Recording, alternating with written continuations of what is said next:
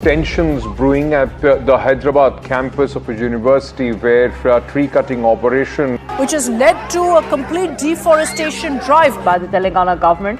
They claim 400 acres have been auctioned and bulldozers are being used to clear the area.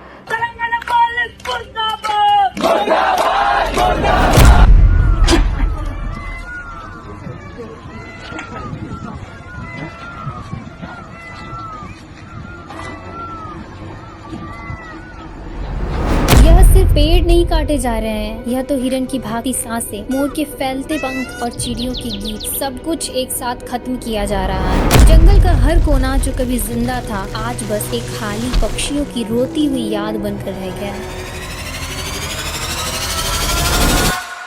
Hyderabad की कांचागच्ची Bauli area में 400 एकड़ का हरा भरा जंगल, जिसमें लगभग 300 फुटबॉल फील्ड्स आ सकती है, वो सिर्फ 2 दिनों में ही साफ कर दिया गया है। लेकिन सवाल यह है कि ऐसा क्यों हुआ और ये कैसे होने दिया गया। दोस्तों, यह फॉरेस्ट यूनिवर्सिटी ऑफ हैदराबाद के पास में है, जो अपने ग्रीनरी और वाइल्ड लाइफ के लिए फेमस है, क्योंकि इस जंगल में 220 से भी ज्यादा बर्ड्स की स्पेसीज, 10 मैमल्स की स्पेसीज और कुछ स्पॉटेड हिरन, 15 रेप्टाइल्स की स्पेसीज और 700 से ज्यादा फ्लावरिंग प्लांट्स की स्पेसीज पाई जाती थी, जो इस जंगल को वाइब्रेंट और जिंदा इकोसिस्टम बनाती थी। लेकिन तेलंगाना की स्टेट गवर्नमेंट ने केवल अपने कुछ फायदों के लिए सारा इकोसिस्टम खत्म कर दिया, बिना किसी पब्लिक कंसल्टेशन और प्रॉपर एनवायरमेंटल क्लियरेंस परमिशन के। आखिर क्यों?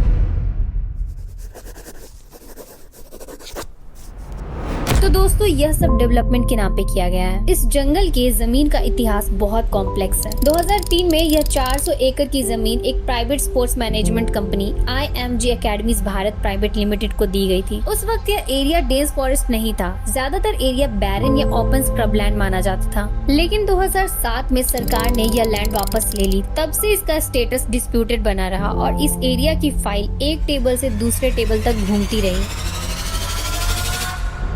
ना कोई प्रॉपर इकोलॉजिकल सर्वे है और ना ही कोई क्लियर पॉलिसी, जिसकी वजह से 7 मार्च 2024 को हाई कोर्ट ने गवर्नमेंट के फेवर में डिसीजन पास कर दिया। और फिर क्या था, 30 मार्च 2025 को तेलंगाना गवर्नमेंट ने 50 से भी ज्यादा बुलडोजर यूनिवर्सिटी ऑफ हैदराबाद के ईस्ट कैंपस में भेजे, कांचागच्ची बौली के इस फॉरेस्ट को क्लियर करने के लिए, ताकि जंगल की इस जमीन को हैदराबाद मेट्रोपॉलिटन डेवलपमेंट अथॉरिटी के थ्रू ऑक्शन के लिए तैयार किया जा सके, जिससे यहाँ पर high rise building, IT parks या कमर्शियल कॉम्प्लेक्सेस डेवलप करवाया जा सके, जो सरकार के लिए रेवेन्यू जनरेट करने का मीडियम बन जाए, चाहे इसके लिए क्यों ना नेचर की ही बलि देनी पड़े।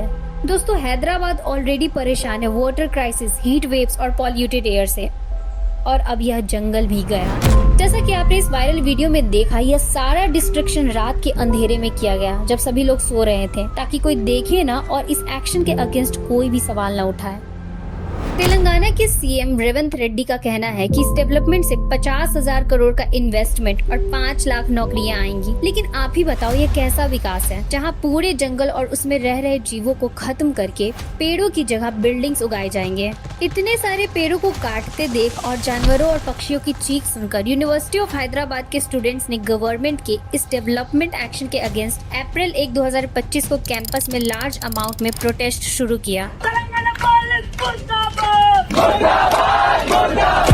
जबकि प्रोटेस्ट पीसफुल था, लेकिन फिर भी पुलिस ने कैंपस में घुसकर स्टूडेंट्स को फोर्सफुली उठाया। 53 स्टूडेंट को लॉकअप में डाल दिया बिना किसी प्रॉपर एक्सप्लेनेशन के, और उनमें से 2 स्टूडेंट्स को अरेस्ट करके डायरेक्ट जुडिशियल कस्टडी में भेज दिया गया। और इस प्रोटेस्ट के दौरान काफी स्टूडेंट को पुलिस के फोर्सफुल एक्शन की वजह से चोट भी लग गई। Tensions brewing at the Hyderabad campus of a university where tree cutting operation which has led to a complete deforestation drive by the Telangana इसके government. बाद यह प्रोटेस्ट आंदोलन में बदल गया। स्टूडेंट्स यूनियन ने तुरंत इंडेफिनिट स्ट्राइक का अनाउंसमेंट कर दिया।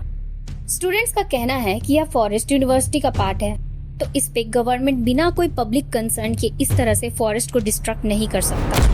दोस्तों, जैसे ही यह इशू नेशनल हेडलाइंस बनने लगा, लोगों ने इस डिस्ट्रक्शन को सीरियसली लेना शुरू किया। और फिर क्या, तेलंगाना हाई कोर्ट में 3 अलग अलग पब्लिक इंटरेस्ट लिटिगेशन यानी PILS फाइल की गई, और 2 अप्रैल को हाई कोर्ट ने तुरंत स्टेट गवर्नमेंट को इन पेड़ों की कटाई को रोकने का ऑर्डर दे दिया। लेकिन इसके बाद भी स्टेट गवर्नमेंट की कान पे जू तक नहीं रहेंगी, वो लगातार पेड़ों की कटाई करते रहे।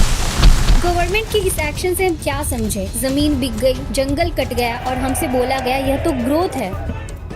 स्टूडेंट्स के इस इंटेंस प्रोटेस्ट को देखकर, इस फॉरेस्ट और वाइल्ड लाइफ की तरफ स्टेट गवर्नमेंट के इस रवैये को देखकर सुप्रीम कोर्ट ने बिना किसी ऑफिशियल कंप्लेंट के खुद ही एक्शन लिया, क्योंकि उन्हें लगा कि यह सिर्फ एक लोकल इशू नहीं है, नेशनल लेवल कंसर्न है।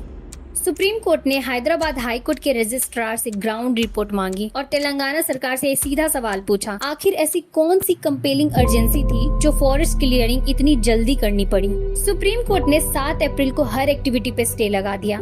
इसके बाद सुप्रीम कोर्ट ने एक सेंट्रल एम्पावर्ड कमेटी का फॉर्मेशन ऑर्डर दिया। यह कोई आम कमेटी नहीं होती, यह सुप्रीम कोर्ट के अंडर एक एक्सपर्ट पैनल होता है जो एनवायरमेंटल वायलेशन और फॉरेस्ट रिलेटेड मैटर्स में इंडिपेंडेंट इन्वेस्टिगेशन करता है। कांचा गच्चीबौली का ग्राउंड रियलिटी देखने के लिए इस कमेटी को साइट विजिट करने का ऑर्डर दिया गया। उन्हें चेक करना था कि इस फॉरेस्ट को काटने के लिए सही एनवायरमेंटल क्लियरेंसेस लिए गए थे या नहीं, क्या wild life protection laws follow हुए थे, और सबसे इम्पोर्टेंट, क्या इस डेवलपमेंट की वजह से ऐसा इकोलॉजिकल डैमेज हो रहा है जिसकी भरपाई नहीं हो सकती।